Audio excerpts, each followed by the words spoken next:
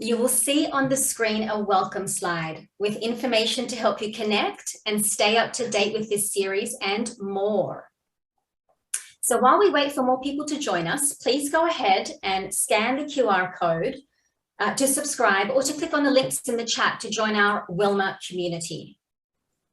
Wilm&a stands for Women in Leadership, Mentorship and Allyship.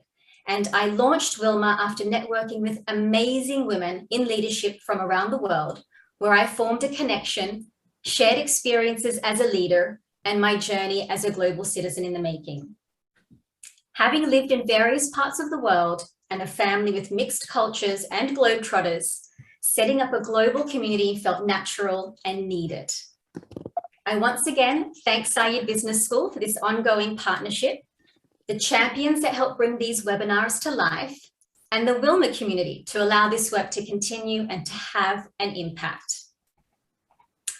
The first in our webinar series was Mapping Your Success with Catherine Bishop, where we looked at frameworks of self-acceptance, self-management, and self-development to realize our potential as female leaders.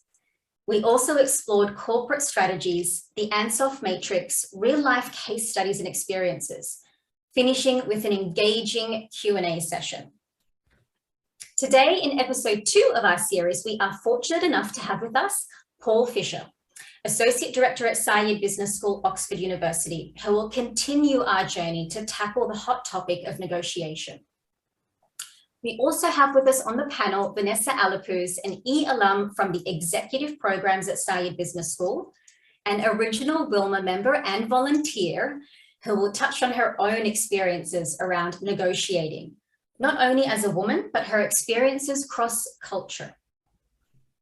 For me, negotiation has come easy in one particular field, negotiating for others. When I look back, I can say hand on heart that going in to negotiate for my team, a project or a stakeholder, whether it was financial or otherwise, the outcome was more often than not successful. In fact, research tells us that women outperform men in representational negotiations. So looking back at times I have negotiated for myself, there have been barriers, either ones I have put up on my own or ones that have existed in organizations. Over the years, I learned how to review my negotiating style, and I will let Paul do the heavy lifting here. However, I would say preparation is key. And with that, I hand over to you, Paul. Thank you so much, Layla, and thank you, everybody. It's a great pleasure to be involved in this amazing network, and congratulations, Layla, on getting so many fantastic people on the call today. I'm just looking through where you're all calling in from everywhere from Lebanon to Nigeria to Spain to Alabama, where my wife grew up, actually. So it's really terrific to have you on today. As Layla said, my name is Paul Fisher. I'm the Programme Director of the Oxford Programme of Negotiation at Saïd Business School and an Associate Fellow at the school. And we run 2 one-week programmes a year. They've been 3-week recently because we've had to go virtual for obvious reasons, on the art and science around negotiation. That's really what I'm going to talk to you about today. Now, I'd like to make this session as interactive as possible. So it's always, I find these sessions are a lot richer if you can have a really interactive chat, share your experiences, your reflections on negotiation. And what I'm going to do is I'm going to lay down in about 30 minutes some of the key principles I think can be really effective in a negotiation. It's quite tough to lay it down in 30 minutes because we normally, as I said, spend a week talking about negotiation. Then I'm going to hand over to Vanessa, who's going to share some of her experiences, particularly from a cultural perspective, both cultural and gender perspective. And then we're going to open up to all of you to ask questions and see where the conversation goes. So before I get started on my teaching part, just to get you in the negotiation frame of mind, I'm going to ask Darius to put a poll up. Very, very simple question. And the question is, how often do you negotiate? So Darius, if you wouldn't mind putting the poll up, do you negotiate every day, every week, every month, only occasionally, or never? And as a supplement to that, if you could just put in the chat in just 1 or 2 words, the typical types of negotiations you're involved in, that would be very helpful for me as well. So how often do you negotiate? I see, Philip, you negotiate with the EU. Obviously, in the UK has had a protracted negotiations with the European Union over the last 2 or 3 years. I'll share a link, an article I wrote for Harvard Business Review about that. It's actually a very an excellent case study on how not to negotiate. But Darius, do you want to share the results of that? And wow, there's so many people here. It's your mind spins as you go through the chat. But sales negotiations, budgets, salaries, internal stakeholders. Joanne, absolutely, every day with your kids. I have a 17-year-old daughter, and negotiating with her is probably one of the biggest challenges I face, and it doesn't get any easier the older they get. So partnerships, managers, legal negotiations, spouses, suppliers, fantastic, a really wide variety. And the kind of bottom line is we effectively negotiate all the time. And as you can see here, I think one in about 50% say they negotiate every day, but I'd argue you probably actually conducted a negotiation today already. I mean, negotiation is essentially, and Darius, you can put the results down now. Negotiation is essentially a back and forth communication designed to reach an agreement where you and the other side have some interests that are shared and others that are opposed. And of course, in terms of negotiations, we have all types of negotiations, big high profile negotiations. We've just undergone in Glasgow one of the most complex negotiations the world has ever seen, and one of the most important ones over climate change, the COP26. You see the big negotiations with Iran, Trump and North Korea, negotiations with the Taliban. So you have these big profile, high profile negotiations, right down to negotiations that many of you are involved in at some stage of your lives, buying and selling houses, buying cars, negotiating with children. And then of course in your careers as well, everything from external negotiations with suppliers, joint ventures, salaries, negotiating budgets, handling disputes. And I think as our work arrangements tend to be a bit more idiosyncratic, a bit less predictable, with lots of degrees of flexibility in terms of travel, flexible working, hours worked, many parts of our life are negotiable. But it's also important to note from a gender perspective that actually women are much less likely than men to use negotiation to get what they want. There's a lot of research out there. There's a fantastic book, and I'll put the link in the chat in a couple of minutes, called Women Don't Ask. But the research shows that women don't tend to negotiate as much as men. So, for example, Linda Babcock, who was from Carnegie Mellon in the US, she did a research of MBA graduates, female and male MBA graduates. She found out that male graduates tended to negotiate 8% higher salaries than female graduates. But she also found out that only 7% of female students actually negotiated their salaries. They just accepted what they were given, whereas over 50% of men negotiated their salaries. And of course, as you well know, a small discrepancy in starting salaries over the course of a career can build up to a huge discrepancy of literally hundreds of thousands of pounds, dollars, etc. So I'm now going to ask you another question. And Darius, again, if you could put this up, please. And this is, how much do you enjoy negotiating? Is it something that you enjoy very much? You like the challenge? You can't wait to get into your next negotiation? Is it kind of, it really depends? Or do you find it a bit of an ordeal? Do you sort of find it difficult, the potential kind of competitive adversarial nature of negotiations, the impact it might have on relationships, or none of the above? So how much do you enjoy negotiations? So I'll just give you 5 or 10 seconds to think about that. Feel free to add to that in the chat. The chat is very rich. Unfortunately, can't completely multitask here, but very interesting to see what's going on there. Marianne, tough negotiations with families, critical. I hope I can give you some insight there. You have to compromise, Marianne, of course, absolutely. So anyway, Darius, do you want to show the results there in terms of how much you enjoy negotiating?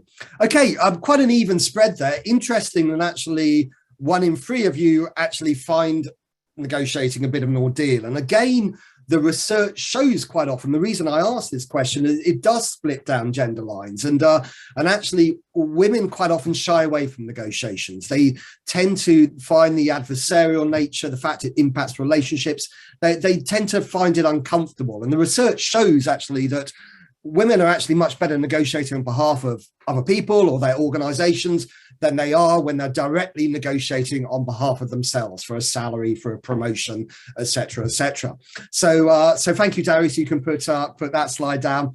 So basically, one of the objectives of this next 20 or 25 minutes is to firstly argue against the approach that negotiation has to be adversarial and competitive, and secondly, to give you greater confidence in your negotiations. The research shows actually that the more women practice negotiations, the less the gender gap narrows. So it's really important to be confident as a negotiator. Anxious negotiators don't tend to be very good negotiators. They tend to shy away from negotiations. They tend to accept the first offer which is provided to them. They just want to get out of there. So I think one of my goals today really is to increase your confidence in the negotiations. And what I'm going to do today is going to link in to anyone who was lucky enough to go to Catherine Bishop's previous session. A lot of the things I talk about today will fit in very comfortably with Catherine's themes of self-acceptance, self-development, and self-management. So what are these 5 principles? Well, let me quickly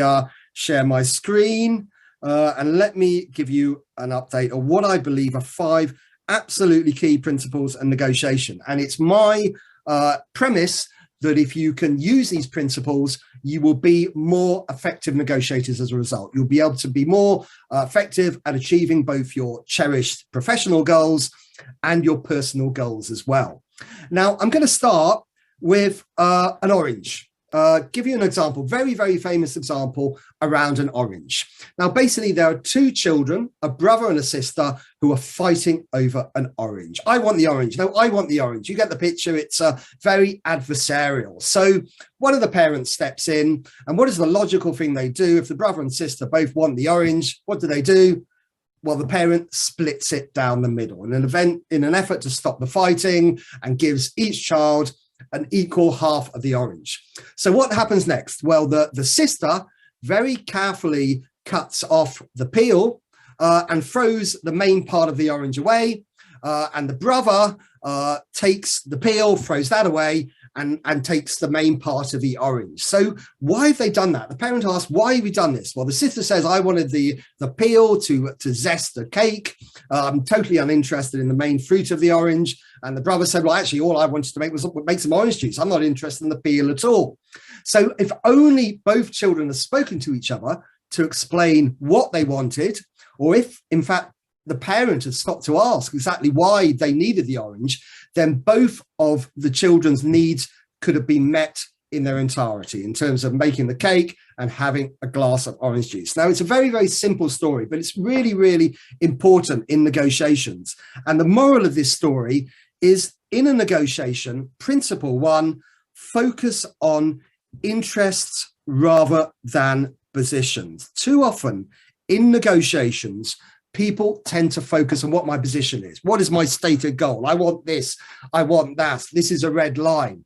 And they don't focus on the interests, which essentially are the concerns, the needs, the wants, the motivations that make up a position. So negotiators waste too much time arguing over who should get their way, whereas really successful negotiators look beyond those positions and try to identify the underlying interests. So in a negotiation, don't discuss what people want, find out why they want it. It's through this that you can really unlock a negotiation, as the parent would have done with the orange. And there's many, many examples. Some of the most famous negotiations that have taken place over things like a peace between Israel and Egypt was focusing on interests. What were the interests of both parties? In Egypt and Israel's case, it was sovereignty and security, rather than the positions which were, I want the Sinai or I want the Sinai. So it's really important. We encourage you to think about negotiation as a collaboration. Your counterpart is not your opponent, it's your partner, and you're basically working together to solve a problem and find a solution that hopefully works for both of you. And again, the research shows that women actually feel more comfortable in a collaborative environment. They tend to be better and better at negotiating rather than being, whereas men like to be more competitive. And we argue that this collaborative approach is the right approach to more effective negotiations. And actually that corruptive element, women actually tend to be more effective at. And so based on that, it's really important to take what we call an interest-based approach to negotiations. Put yourself in the other side's shoes. A very famous female negotiator, former US Secretary of State Madeleine Albright, was particularly good at that, of zeroing in on people's interests. And she was involved in some very tough negotiations with Putin and with the Serb President Milosevic over Kosovo. So it's really, really important. But a second question for you is, how do you get that information you need to really understand what people's interests are, to work beyond positioning? And this is my second principle, is the importance of listening. We are never particularly good at listening. We don't tend to be very good at it. The research shows that often we remember less than 20% of what we hear in a conversation.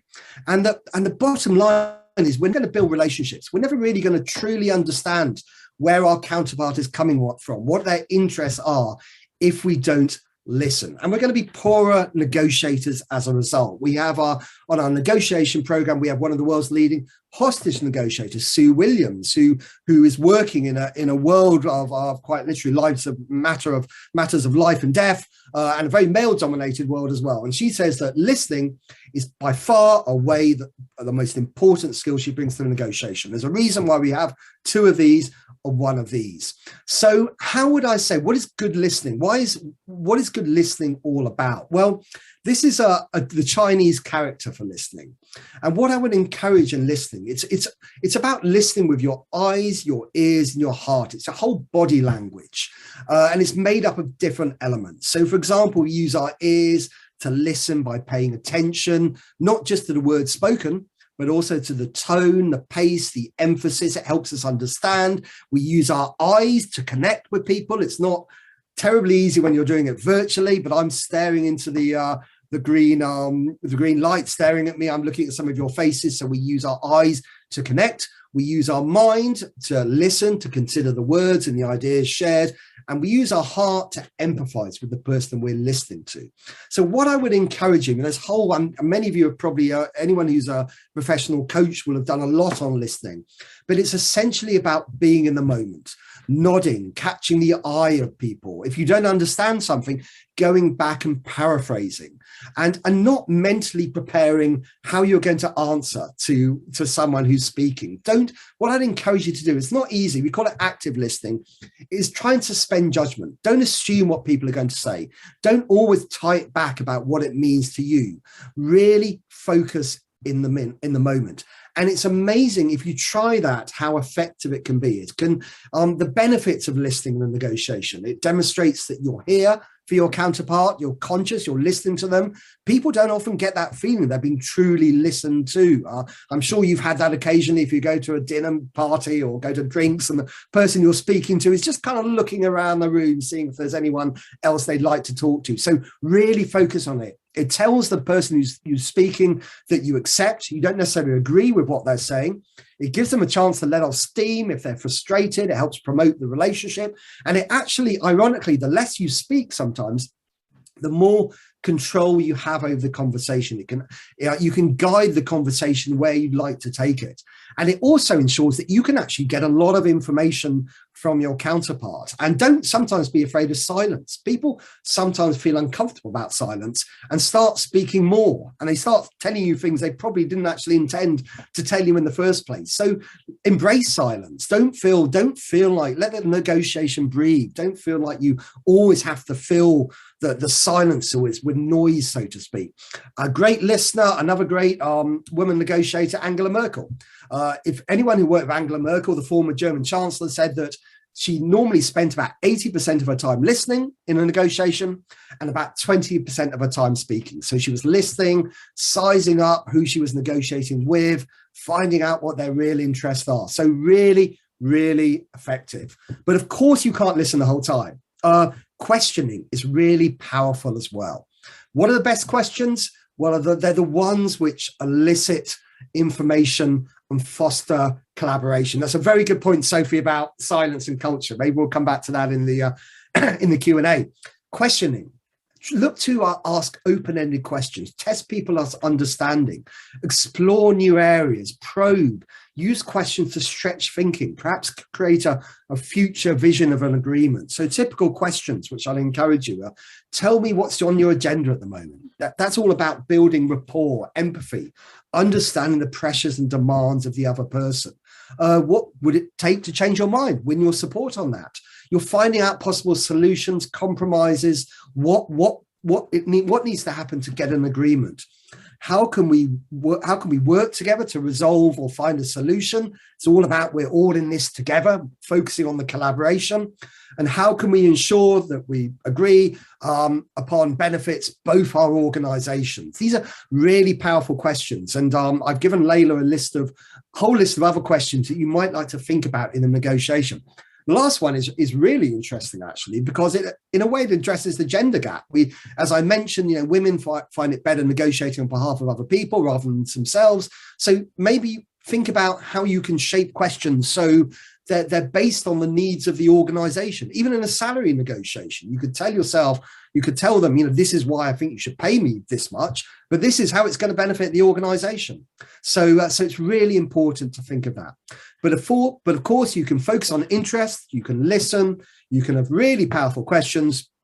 But if you don't know where you're going, what your goals are in the negotiation, you're not going to be that successful. You're not going to know if you've been successful. Henry Kissinger, the former US Secretary of State, said, if you don't know where you're going, you will end up on the road to nowhere. So that's my principle 3. Set clear goals. Goals are central to a negotiation. But with goals, you need to prioritize before you go into the negotiation. So you need to identify, what must I have from the negotiation? What are the things I really can't do without? If I don't get these, I might not even consider getting a deal at all. What would I like to have? What are the things that I think I might be able to achieve in the negotiation? They're not the must-haves, but they're the things that I really would like to have to stretch the negotiation and get a good deal. And the final thing is, what would I like to achieve in an ideal world? I'm using the word icing on the cake.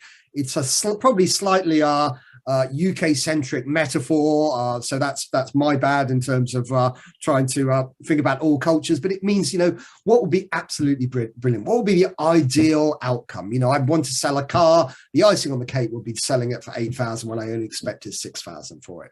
But another important thing about goals, the research shows again that people who set more ambitious targets tend to get more of what they want. You don't want to set ridiculous targets, which are totally, if you've got a battered old car and you want to sell it for £50,000, that's not going to help anyone, because the people you negotiate with are going to think you're wasting their time. But try and be optimistic. Optimism is good. And again, the research shows that women sometimes set lower targets. They settle for less in negotiations. Why? Because they might lack confidence in their ability to negotiate effectively. So this is all about sort of focusing on improving your self-confidence, using these tools, and setting yourself higher goals as a result. But another important thing, when it comes to goals, is also just as important to understand when it's actually best not to negotiate at all.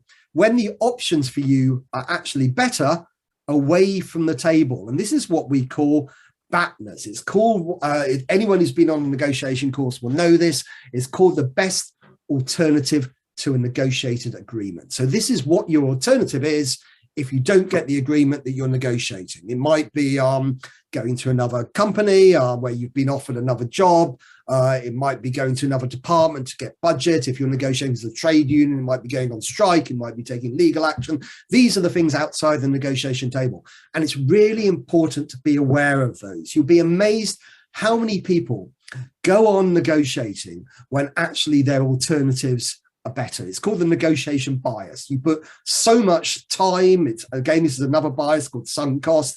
You put so much time into a negotiation, you can't bear the thought of just walking away because you think, we've been negotiating for 6 months, a year, we've got to get a deal, but when actually it's better not to get a deal at all. And so it's really important. Many mergers and acquisitions where there are clear losses for shareholders get pushed forward just because they just feel like they have to get an agreement. So really important to think about alternatives, and your goal in any negotiation is to reach an agreement that will make you better off than your alternative, the best alternative to a negotiated agreement. Parties involved in any principled negotiation need to remember that. Really, really important.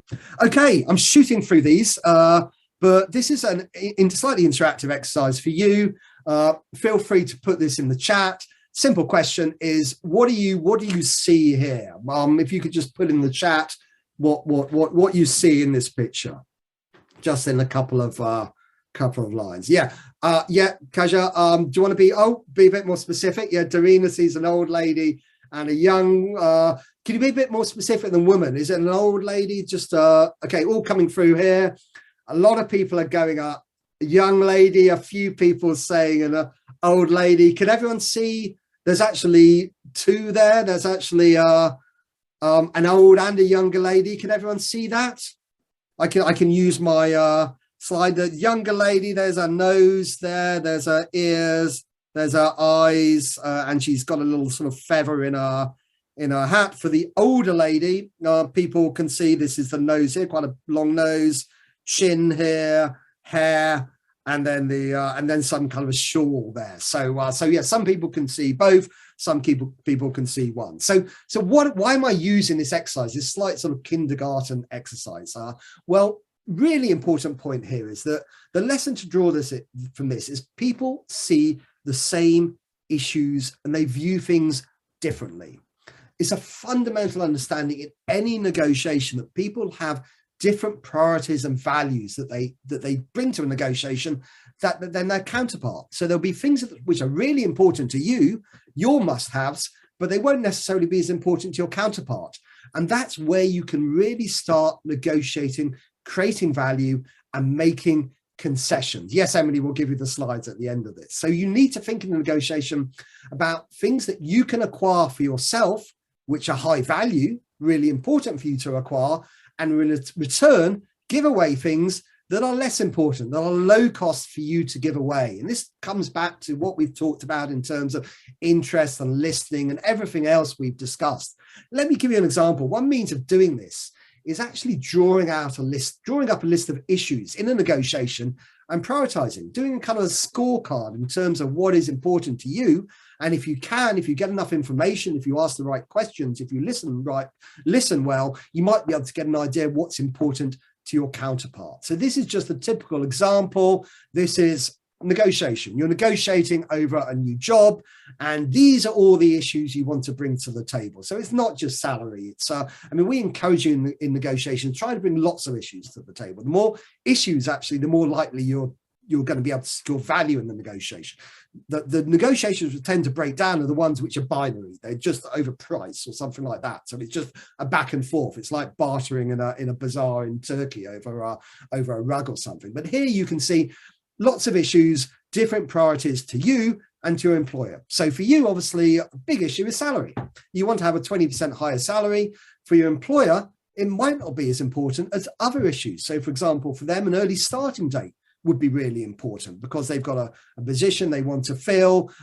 Every month they don't have the position filled, they're losing the opportunity, I don't know, to create sales, generate revenue. So what you can do in a negotiation is can say, for example, in this case, I might be able to meet your demands on an early start date, which is zero importance to you. But in return, I'd be very grateful if you might consider a higher salary. Look at other issues here. For example, executive education. You want to come on a course, you want to go on one of the brilliant courses at Side Business School. So you think about, I really appreciate if you could invest in my executive education, but in return, maybe I can help you in terms of, allowing you to set me a performance linked bonuses, something like that. So that's what I mean in a negotiation. People view issues differently, and the more you can trade on those issues and make concessions and get things in return for things you give away, what we call reciprocity, the more effective and the more value you're going to create in a negotiation. Okay, I have one final exercise for you, and this is actually a maths question. So this is a very simple arithmetic question. Anyone like to hazard a guess as to the answer to this? 1 times 2 times 3 times 4 times 5 times 6 times 7 times 8. Getting all your calculators out. I'll give you another one to do up as well. This is 8 times 7 times 6 times 5 times 4 times 3 times 2 times 1. Oh my God, I can't believe you must have got calculators there. Well, actually, you just saw it there. Well, the answer, of course, is 40,320 for both. They're the same. But actually, if you give this to two different groups of people, and you give people just the first question, people's answers tend to be very different. The average estimate for the first one is 512, and you give people the second question, the average is 2,250. Well, the first thing this tells us, obviously, is that people tend to be pretty lousy at maths. But the second question is, why is there such a difference? Why is there such a higher answer on the second one? Almost 4 times as much. Why is there such a difference in the way people answer this question when in fact the answer is exactly the same, 40,320? Order of the numbers. Yeah, do you want to expand on that, Christine? Feel free to take the mic off, or Emily. Absolutely, because in the second one you start with a higher number. One of the fundamental important psychological principles in negotiations. It's called the principle of anchoring.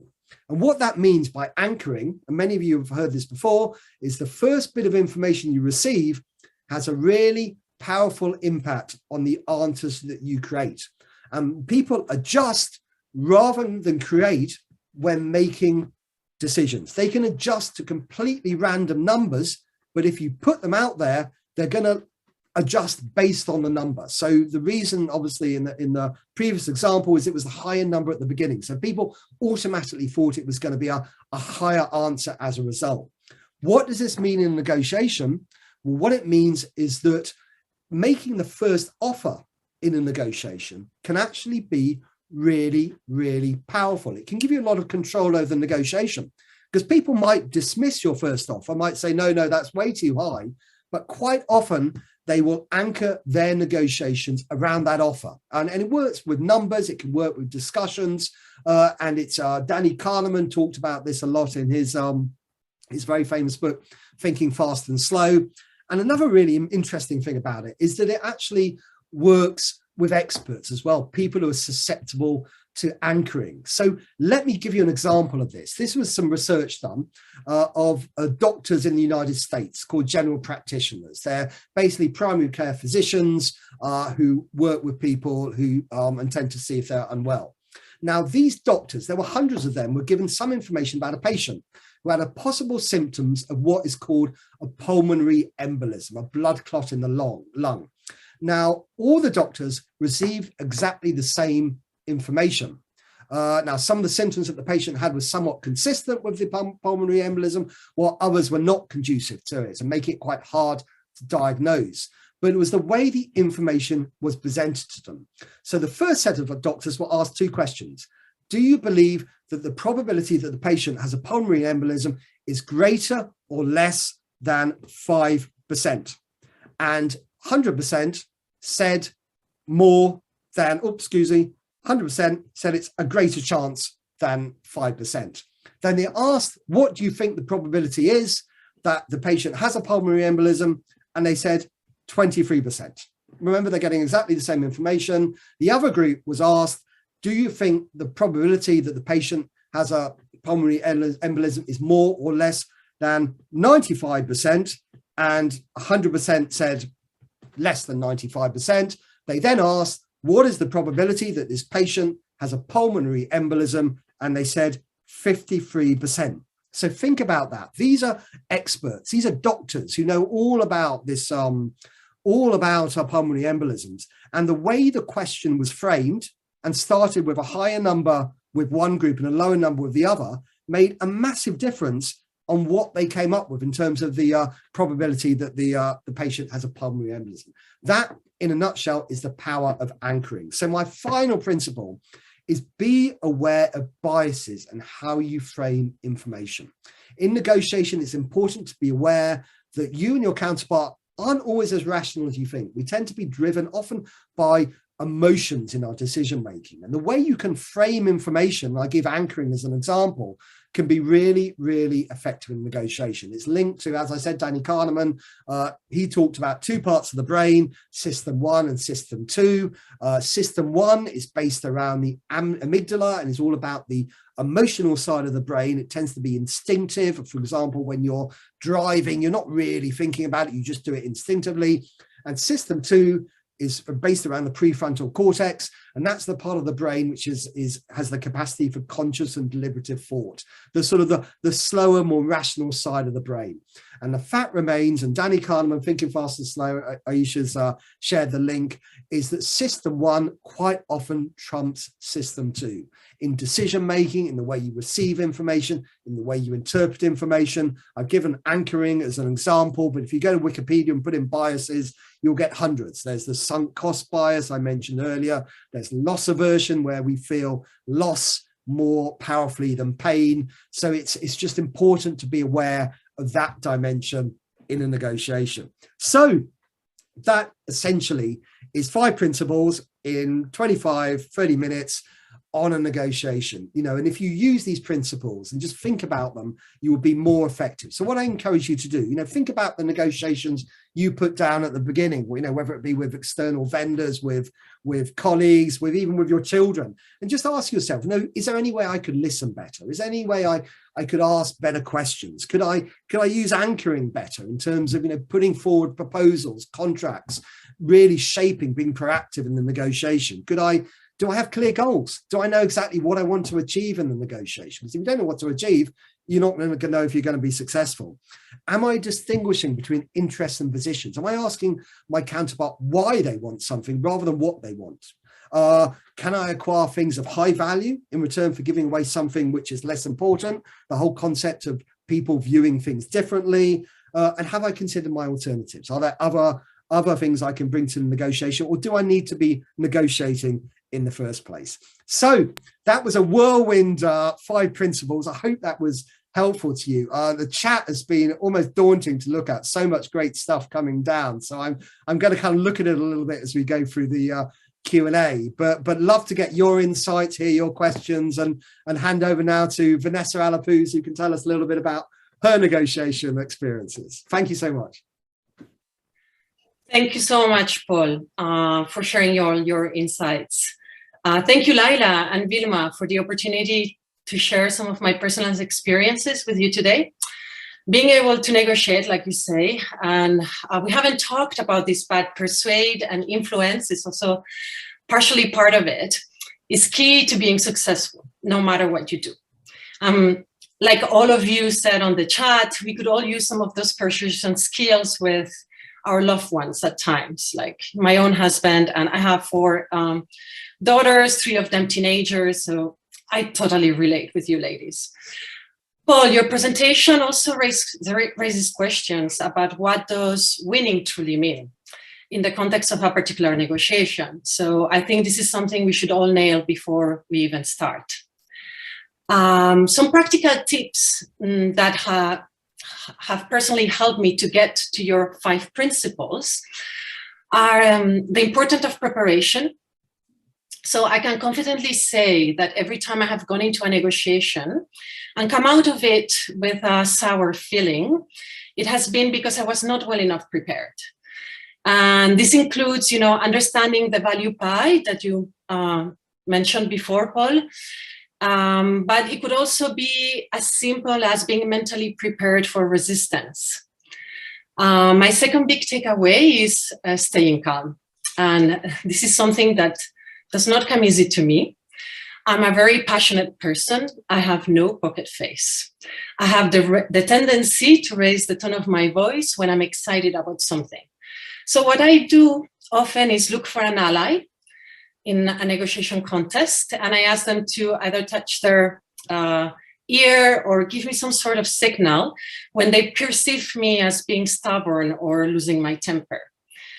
And I have to say that in this COVID-19 pandemic, wearing masks has really helped me.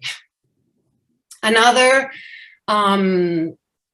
tip that has really helped me, and you touched about it in the Batners, is having alternatives. For me, having alternatives boosts my personal confidence. In fact, the one time that I was told that I was a really, really good negotiator is when I was going for a job that I really didn't want because I had 3 others lined that were more interesting for me. So my name is Vanessa.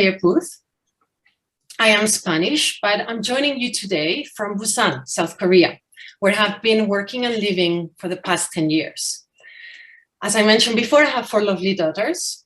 Previously, I have lived and worked in Barcelona, Madrid, Rome, Luxembourg, Brussels, Amsterdam, The Hague, Mumbai, and Copenhagen.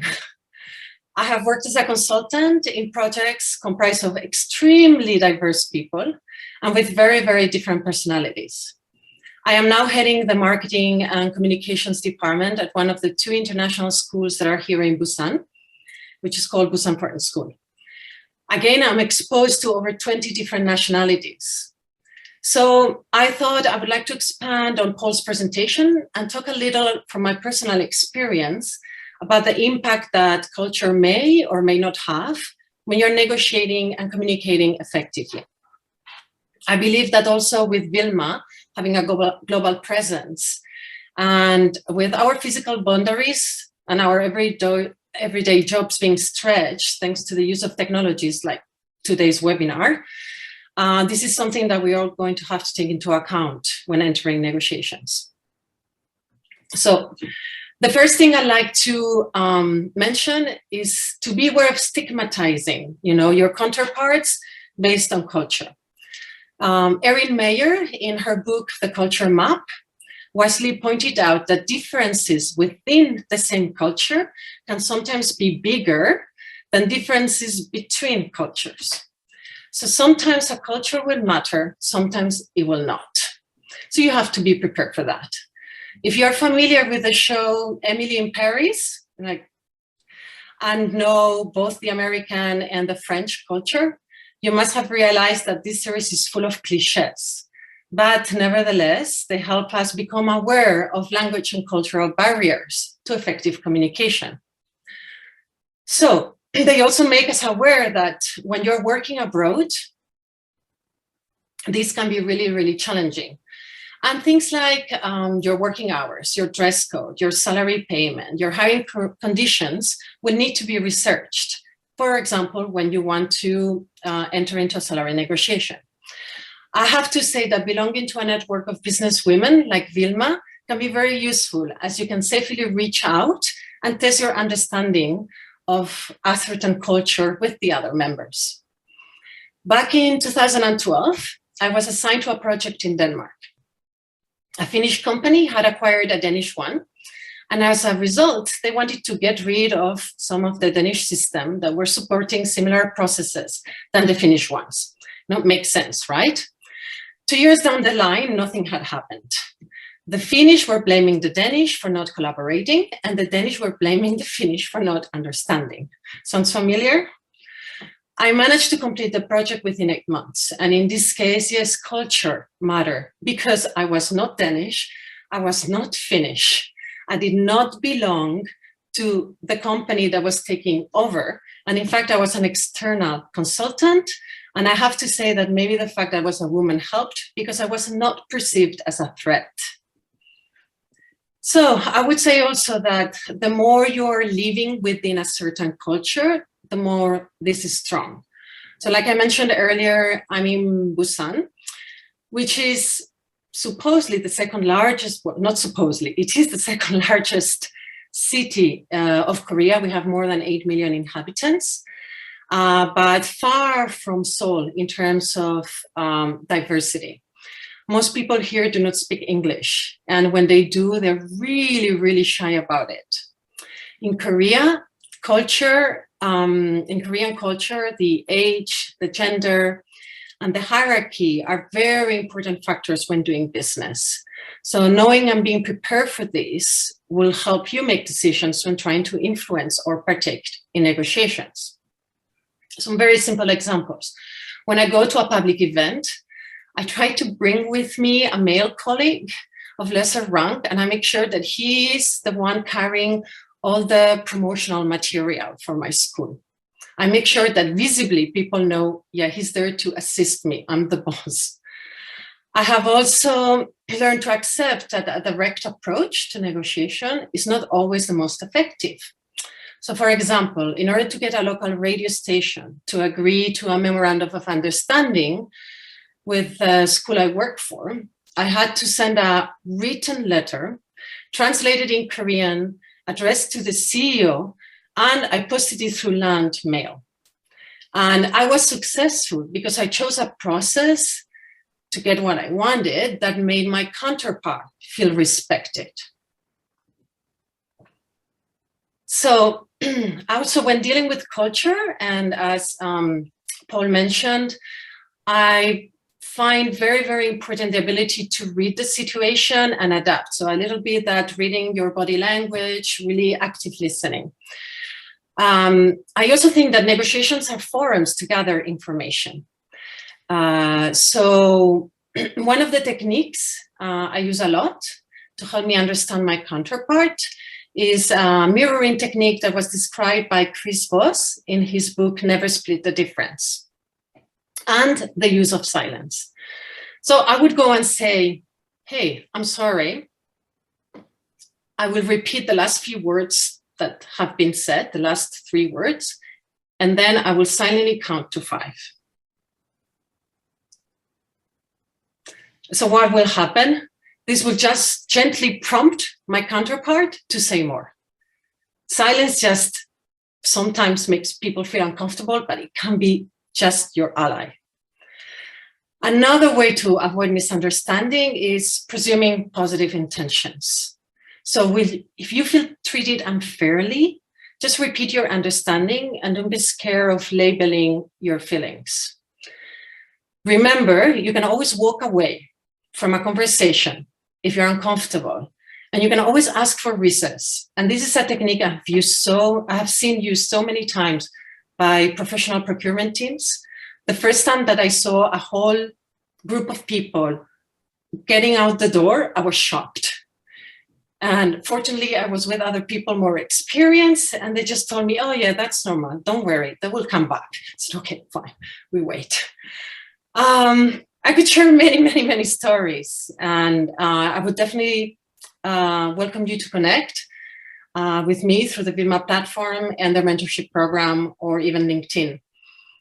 I'd love to do it, to have a conversation with you around a glass of wine, but I think my time is running out, and we should look at some of the questions that you have. So I'm going to go to the Q&A now. The first question is for you, Paul. And the question is from Katja Leligovics. Please excuse me if I haven't pronounced it correctly. Katja would like to know, how does the first principle apply to a simple financial negotiation? For example, the salary or a house rent. And if I remember, your first principle was focused on interests. Yes, that's right. Yeah. So looking at some of the questions, some of my answers will cover several questions actually. But yes, in answer to your first question, simple salary negotiation, I'm going to extend my answer, Kaja, because just to also answer the question, which I think was a really good question, which came through yesterday, about how you negotiate a salary. That's probably a question I get asked more than any other question, is how can you negotiate a good salary? I think in terms of interests, what I'd encourage you to do is try and put yourself in, if you're going to negotiate a salary with your boss, try and put yourself in their shoes. What are their challenges? What are the pressures on them? Maybe they have a boss as well. And how can you help them? What can you do to help them, which would encourage them to help you, to reciprocate, hopefully, obviously, by offering you a better salary or a better package. Couple of other things about salary negotiations. One thing which is really important in the negotiation is trying to justify your proposals. Put forward a convincing case as to why you think you deserve a promotion, why you deserve a pay rise. It plays into this idea of people feeling like they're being treated fairly, and it gives a lot of resonance to anchoring, which we talked about earlier. This is the reason why. The more you can justify something, the more you anchor it. So put forward justifications. Why do you think I deserve why I think I deserve to get this increase. Look at other research as well. Look at other companies or research bodies who tell you the typical salary range that you might be in, and say, well, I've done a bit of research and I've spoken, and KPMG tend to offer this for a certain amount of money for 4 years experience, and that can be quite effective as well. One of the sort of challenges I think a lot of women find is, they find it difficult to say, I want this, I want that, and if you can sort of position it like sourcing third-party information and saying things like, correct me if I'm wrong, but I've heard that people like me typically earn $80,000 to $90,000. Now, this is a statement, it's not a demand, but it can be very powerful because it's anchoring the negotiation and can sometimes actually be more effective than just saying, I think I deserve $80,000. So that's kind of a long answer, but put yourself in your boss's shoes, justify your proposals, and of course, always think about your alternatives. There might be other alternatives. You might, on a salary, you might have been offered a higher salary at another company. You can bring that into the negotiation. All right. I think this relates also to a previous question that we had received on how do you navigate showing your worth without seeming greedy and, not knowing how easy or difficult it would be for the employer to grant such requests. So like you mentioned, preparation, comparing yourself with other people. Another question, this is quite interesting, from Darini. How would you deal with ad hominem attacks? Yeah, very good question there. So yeah, dealing with people who I presume, Darini, you're referring to people who are just being angry. They're just, maybe they're personally attacking you. They're not taking yourself seriously, not taking you seriously. That's a big challenge in a negotiation. You occasionally deal with people you don't totally like negotiating with. I guess one of the answers is, do you want to negotiate with that person if they're treating you the way they do? What I would encourage you to not tend to do is, the research shows if someone is angry when they negotiate with you and you get angry, it doesn't tend to help either side. It tends to kind of spiral out of control.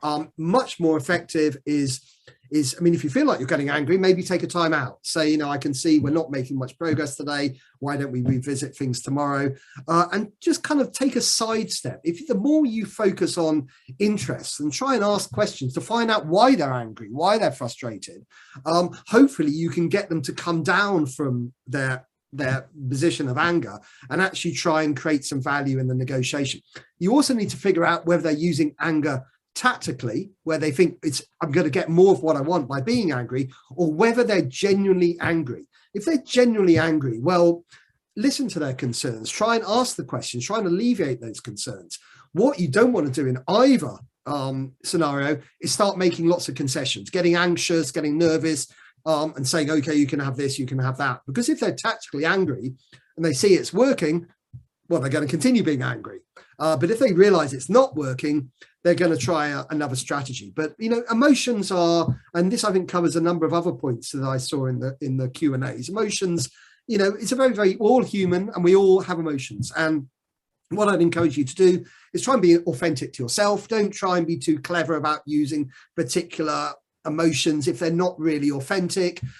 Just try and find your authentic voice in a negotiation, and try and kind of put together almost a kind of negotiation plan, emotional plan in a way. So sort of scenario plan a bit. How am I going to feel if they turn down my offer? How am I going to react to do? So just as you prepare in other aspects of a negotiation, prepare around emotions as well. And there's a very good article in Harvard Business Review by an academic called Alison Brooks on negotiations in emotions in negotiations. I'll try and find the link to that.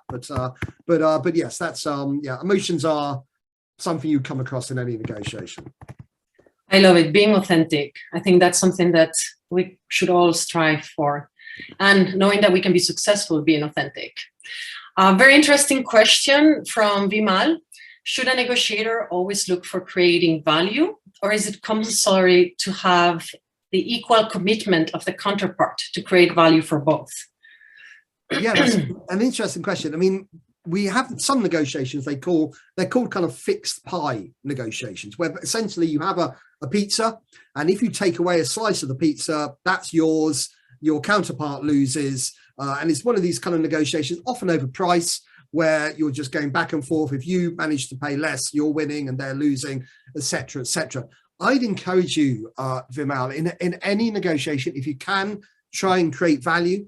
And often it's not an equal commitment from you and your counterpart. You often have different priorities and interests, but the more you can bring different issues to the table, the more likely you are to create value and actually get more of what you'd like. So for example, in a salary negotiation, don't just focus on salary. Obviously that's probably the most important thing to you, but bring in other issues as well. You know, maybe it'd be flexible working conditions, travel, some time off work, childcare, all those other issues. Because executive education, the more you can bring those issues in, the more you can start going back and forth and actually leveraging your position in the negotiation. So but it varies. Some negotiations are just based on price, and then it does become a little bit more adversarial. Right. Vimal has a second question, but I will skip it for now because we only have about 8 minutes. Vimal, don't worry. We will answer all the questions offline as well, the ones that we haven't been able to answer live. Hoda Salman has a question. It's a little bit psychological. How much of an overlap is there between negotiation and persuasion? I think there is an overlap. I mean, they are distinct. We do a whole session on persuasion in our negotiation program at Oxford. Persuasion is incredibly important. What I would say is persuasion is where you're trying to bring someone round voluntarily to your point of view, whereas negotiation, you tend to have a few bargaining chips where they have, your counterpart has something that you want and vice versa. I think if you can be an effective persuader and an effective negotiator, you're going to be in an even better position in a negotiation. But I'd say persuasion is really important. And I've just put in the chat the single best book on persuasion. If you read that, you'll be a more effective persuasion. Robert Cialdini, he's the most preeminent expert on persuasion and behavioral science. And he has some very, very simple principles of how to get people to do what you want, basically. So I'd really encourage you to read that. A question from Jane Orr. Any tips, tricks, or resources for folks? Oops, sorry. The question jumped on my chat. So any tips, tricks, or resources for folks who are neurodiverse to be more successful in negotiation when eye contact, emotional control, etc., can be tricky? That's a good question. The preeminent expert on that is a man called Paul Ekman.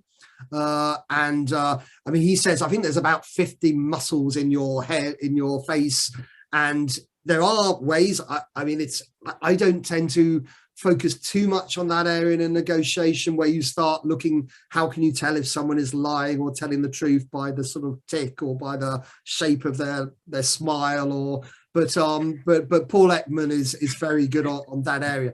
I don't tend to encourage people to focus too much on that because it tends to deflect. There's enough to think about in a negotiation anyway, rather than trying to hazard guesses about whether you can tell from their actual mannerisms what they're doing. But the neuroscience is very important. The way the mind works, obviously, is something we talk about with Danny Ekman as well.